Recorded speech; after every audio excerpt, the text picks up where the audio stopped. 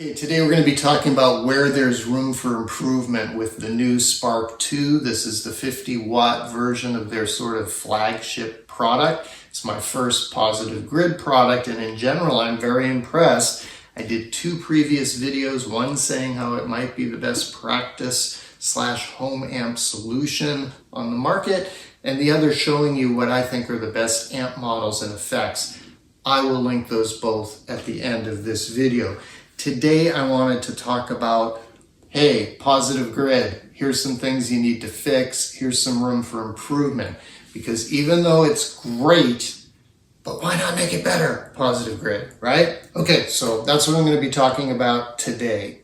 So the first thing is the most important thing, and that's the amp models. So Positive Grid, you got really two really good models in here. The Matchless DC30, which is like the boutique Vox AC30, is phenomenal. It is so good. I would own the amp just for that model. The Fender Twin is pretty good.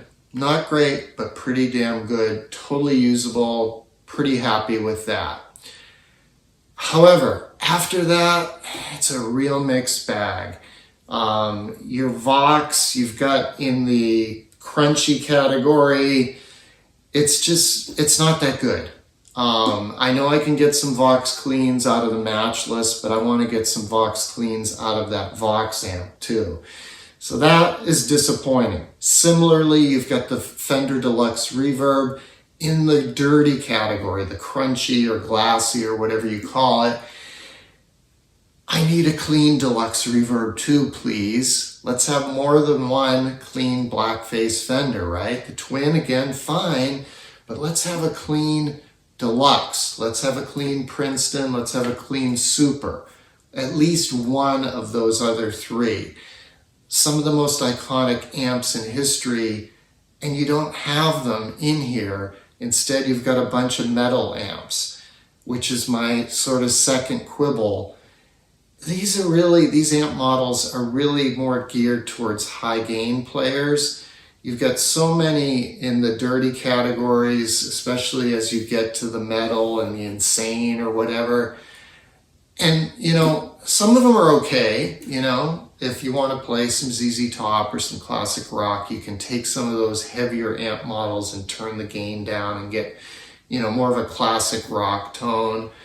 But the two Marshall amps are not very good. The Plexi and the JTM 45, they're just not very good. So I feel like you really could do some work with adding more clean models in the Fender Blackface especially, and the Vox. And the crunch models, they need improvement. There's really not much in there that I find usable.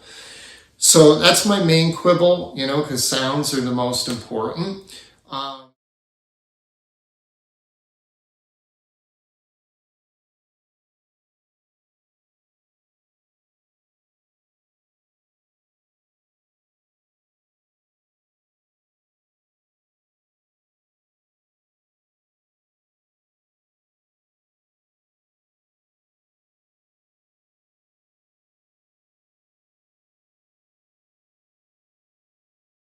Here's some other things.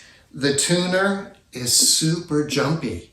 It's crazy. I could show you, but you'd be bored stiff, right? But it jumps all over the place. Fix the tuner. Way too jumpy. Okay, on to the effects. In general, they're pretty good. And again, I've got a video at the end here that shows you what I think are the best versions of each, along with the best amp models. But my biggest quibble is you've got the EQ pedal in with the modulation. Come on, Positive Grid. It can't take that much extra DSP to separate the EQ pedal into its own category.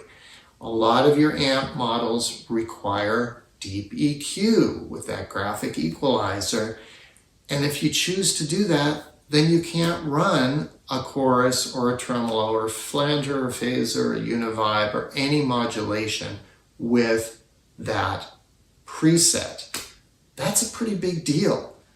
I don't know about you, but I use tremolo all the time on virtually every patch if it's clean, because even if I'm not wanting tremolo to be a noticeable effect, I'll run a tremolo pedal really, really, really low to just thicken the sound. And you can do the same thing with a chorus pedal.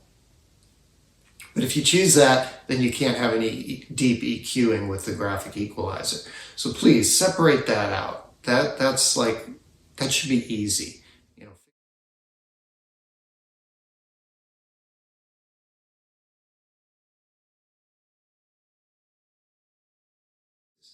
And then really the last thing is just the firmware and the app. Get it to work better before you release a product.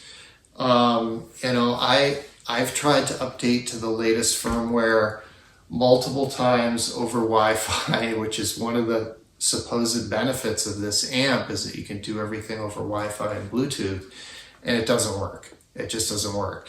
So I'm like, okay, I won't deal with it because the amp is working fine. I don't have any need to update it, but I'm worried that at some point I might need to update it and it won't work. So I've heard, from the Facebook groups and stuff, there's a lot of other people that have had trouble with the firmware, have had trouble with the app. I'm just putting that in here because even though I'm really recommending this amp and your amps in general, Positive Grid, you got to get that customer service piece and that tech piece fixed, or you're gonna lose customers.